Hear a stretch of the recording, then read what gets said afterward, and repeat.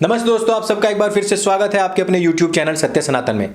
आज दिल्ली के गाजीपुर क्षेत्र में 2 किलो से ज्यादा आईईडी बरामद हुई है और जिन लोगों से बरामद हुई है वो मोहम्मदीन ही निकले। जिन लोगों के घरों में इन्होंने शरण ले रखी थी वहां पर कोई वेरिफिकेशन नहीं करवाया। यमुना पार यह लगातार दूसरी घटना है कि जब आईईडी बरामद हुआ है और इसमें भारत में छिपी हुई जो नमक हराम गद्दार कौम है उसका पूरा साथ है, योगदान है। और उन्हीं लोगों के स्लीपर सेल्स पाकिस्तान के इशारे पर भारतवर्ष में जो पिछले 7 साल में कोई भी ऐसा बड़ा हमला नहीं हो पाया सार्वजनिक स्थानों पर हिंदू बहुल क्षेत्रों में जो कि पहले होता रहा था, उसकी भड़ास निकालने के लिए अब तरह तरह के बहाने ढूंढे जा रहे हैं। जब से नरेंद्र मोदी प्रधानमंत्री बने हैं दूसरी बार, तब से लेकर के अब तक जितने भी जिहादी और वामपंथी गिरोह हैं, इन्होंने लगातार किसी ना किसी नाम पर अराजकता फैलाने का पूरा जोर पकड़ा हुआ है। और यही नहीं कि ये सड़कों पर, सदनों में, यहां वहां सड़कों को रोक करके आम जनजीवन को बाधित करते हैं, बल्कि साथ ही साथ इन सब की आड़ में आपका पूरा मीडिया, आपका पूरा ध्यान कहां फोकस होता है कि उन्होंने फलानी डिमांड कर दी, इन्होंने ढिकानी डिमांड कर दी। लेकिन इन सब की आड़ में, इन सब के पीछे कहां से खेप मंगाई जाती है और किसकी खेप मंगाई जाती है? पाकिस्तान से आईईडी की खेप। कौन मंगवाता है? वही व्यक्ति जो सुबह से लेकर शाम तक आपके कानों में कहता है नहीं है कोई भी माबूद सिवाय अल्लाह के, न राम, न शिव, न पार्वती, न गणेश, न विष्णु, न महेश। अब आप जरा सोचिए कि वो लोग आप लोगों के बीच में रह रहे हैं जो लगातार आपकी आस्था पर, भावनाओं पर, घर पर न केवल नजर जमाए बैठे बल्कि आघात और प्रतिघात भी कर रहे हैं। जो ना केवल लैंड जिहाद, लव जिहाद, साथ ही साथ हर प्रकार का वो जिहाद कर रहे हैं जिससे कि आपको कमजोर किया जा सके। आपकी सामाजिक, आर्थिक, भौगोलिक, पारिवारिक हर इकाई को तोड़ने का जिहाद उनके पास में है और आप अभी भी सो रहे हैं। मैंने कितनी ही बार आप लोगों से कहा है कि अपने सच्चे इतिहास को पढ़िए। बार बार कहता हूं कि मैंने स्वयं अपनी मेहनत से आप लोगों तक बहुत ही आसान तरीके से अपने इतिहास की पुस्तकें भेजने का कार्य शुरू कर दिया है। मेरे भाइयों, मेरे बंधुओं, अपने इतिहास को जानिए, सच्चे इतिहास को पढ़िए और जिहाद से संबंधित हर एक उस स्टडी को पढ़िए जो हमने आपको उपलब्ध कराई हुई है।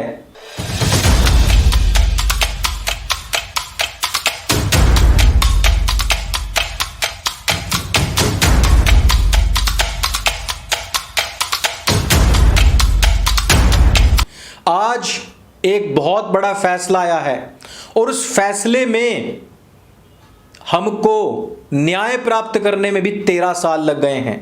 और 13 साल पहले हुआ क्या था जरा गौर कीजिए। गुजरात के अंदर सन 2018 में 70 मिनट के अंदर लगातार 21 धमाके हुए थे। कितने? 21। और कितने लोग मारे गए थे? उतने ही लोग मारे गए थे जितने की गोधरा में साबरमती एक्सप्रेस को जलाने पर मारे गए थे और सैकड़ों घायल भी हो गए थे। और ये क्यों हुए थे? इनको किसने किया था? इंडियन मुजाहिदीन नाम के आतंकवादी संगठन ने। और क्या आपको पता है मुजाहिदीन का अर्थ क्या होता है? मुजाहिदीन का अर्थ मैं 100 बार बता चुका हूं। जिसको भी पता है वो नीचे कमेंट करके जरूर बताइए और जिसको नहीं पता नीचे जाकर के कमेंट पढ़ लीजिए। अब आप जरा सोचे कि इस देश के अंदर लगातार स्थितियां ऐसी बनी हुई है कि यह ग्रह युद्ध की तरफ जा रहा है, लेकिन हम आपस में अपनी ही लड़ाइयां नहीं सुलझा पा रहे।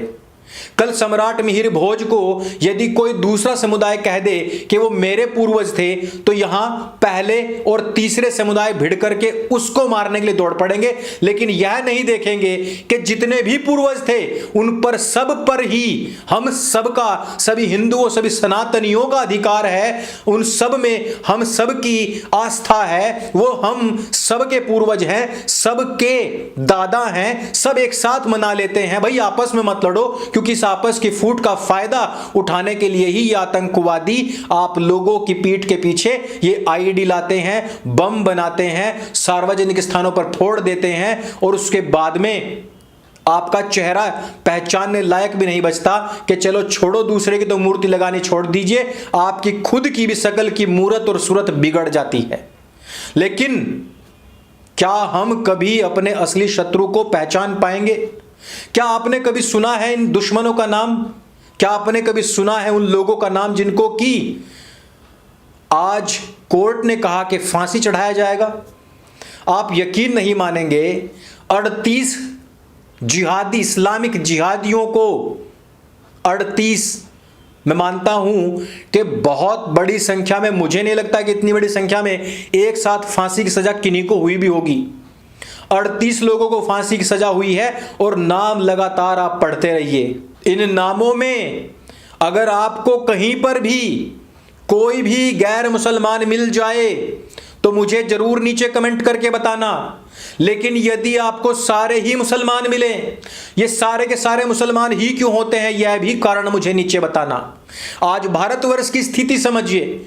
कोर्ट कह रहा है कि हमें वो कुरान की आयत दिखाइए जहां पर हिजाब को मैंडेटरी कहा गया है, लेकिन यह कोर्ट कभी इस बात पर संज्ञान नहीं लेता कि इसी कुरान के अंदर गैर मुसलमानों को कत्ल करने के सीधे आदेश दिए गए हैं। मैं कभी उस पर भी संज्ञान ले लूं। एक हिंदू वकील कोर्ट में खड़े होकर कह रहा है कि यदि आप हिजाब को हटा देंगे तो यह पूरी तरीके से कुरान को खारिज करने जैसा होगा, जो कि आप नहीं कर सकते। अब आप मुझे बताइए कि कल अगर कोई मुसलमान अपनी कुरान के आधार पर चलते हुए किसी गैर मुसलमान का कत्ल कर देगा तो क्या ये हिंदू वकील खड़े होकर ये कहेंगे कि आप इस मुसलमान को सजा नहीं दे सकते क्योंकि इसने कुरान के आधार पर यह कत्ल किया है, और यदि आप इसको सजा देते हैं तो यह कुरान को पूरी तरीके से खारिज करने के बराबर होगा, जो कि आप नहीं कर सकते? क्या ये वकील किसी भी इस्लामिक व्यक्ति के द्वारा किसी की हत्या को, किसी के कत्ल को, किसी आतंकवादी हमले को जायज ठहरा सकते हैं क्योंकि उसकी कुरान ने उसको जायज ठहराया है? आप जरा सोचिए, इस देश के अंदर जो सबसे पढ़ा लिखा समाज, जो वकील, जो जज और जो न्याय देने के लिए उन कोठों पर खड़े हैं, उन लोगों के दिमाग कितने दिवालियेपन के शिकार हैं। वो ये भी नहीं सोच रहे कि दलील दूं तो कोई ढंग की तो दे लूं यार। 100 करोड़ लोग हैं, मैं उनकी आस्थाओं पर भला कैसे कुठाराघात कर सकता हूं? जिस समय पर इन हिंदू समाज के लोगों की जो बुद्धि है वो इतनी अधिक कुंठित हो चुकी है कि इनकी आंखों के सामने ही लगातार इनके बहन बेटियों के कत्ल हो रहे हैं, वो अपने धर्म की रक्षा के लिए आत्महत्या भले ही कर लें लेकिन मतांतरित नहीं होंगे, ऐसा कह रहे हैं। लेकिन फिर भी काफी सारे ऐसे लोग हैं जो फिर भी हिजाब को, बुर्के को सपोर्ट कर रहे हैं, उस तालिबानी निशानी को सपोर्ट कर रहे हैं। और इसी तालिबानी व्यवस्था को लाने के लिए 2002 में ट्रेन जलाई, 2008 में ये धमाके हुए, 93 में मुंबई के धमाके हुए, 2013 में मुजफ्फरनगर हुआ, 89 में भागलपुर हुआ, उसके बाद मेरठ हुआ, उससे पहले 47 हुआ। 47 में भी जो लोग कह रहे थे कि हमें अपने मजहब से प्यारा अपना देश है, उस देश के संविधान को दरकिनार करते हुए आज खुलेआम कह रहे हैं कि पहले हिजाब, उसके बाद में किताब, किताब यानी कि कुरान, और कुरान का अर्थ है शरिया की हुकूमत यहां पर लागू करने हेतु हम फिर से खड़े होंगे। आपके जैसे हिंदू ही 90s से पहले कश्मीर में थे जिनको लग रहा था कुछ नहीं होगा। 46 में किसी को नहीं पता था कि लाखों हिंदुओं का नरसंहार पाकिस्तान के बंटवारे में होगा, लेकिन हो गया।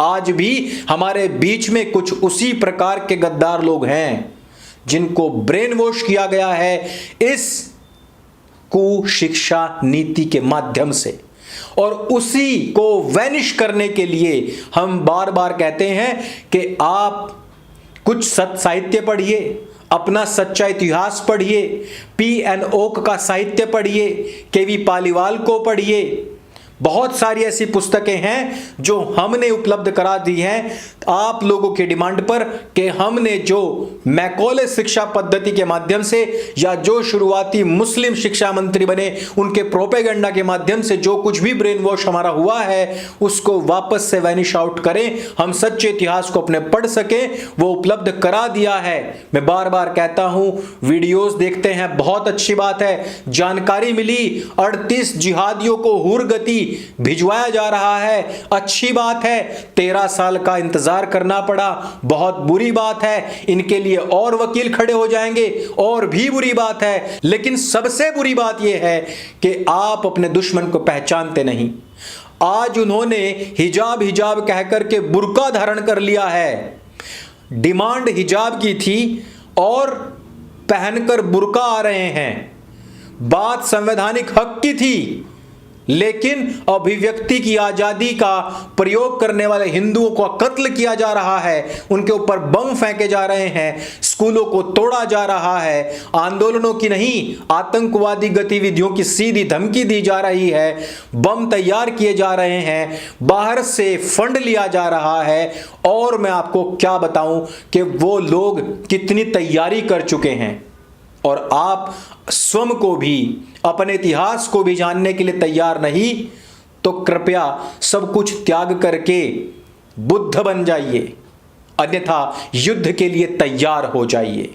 आज के समय में बुद्ध वही बनेगा जिसने युद्ध से मुंह फेर लिया है, या जिसके क्रांति के कीड़े मर चुके हैं, जिसने कायरता को अंगीकार कर लिया है। आज की इस खबर पर आपका क्या स्टेटमेंट है, हमें नीचे जरूर बताइएगा, हम अवश्य पढ़ेंगे। और इस लड़ाई को आप कमतर न आंकिए। 2019 से हर साल इन इस्लामिक और वामपंथी गिरोहों ने इसी प्रकार से सड़कें और सदन कैप्चर किए हैं। 2022 में शुरुआत होते ही हिजाब के नाम पर और बाद में शरिया के नाम पर यह आंदोलन और भी बढ़ेंगे। आपकी कमर कितनी कसी हुई है, आपकी तैयारी कहां तक की है, और इन कोर्टों पर आपका क्या कहना है? और क्या कल कोर्ट खड़े होकर यह कहेगा कि कुरान ने आदेश दिया है गैर मुसलमानों को मारने का, इसलिए हम मुसलमानों को, हत्यारों को कुछ भी सजा नहीं देंगे? क्या आप ये सब भी सुनने के लिए तैयार हैं?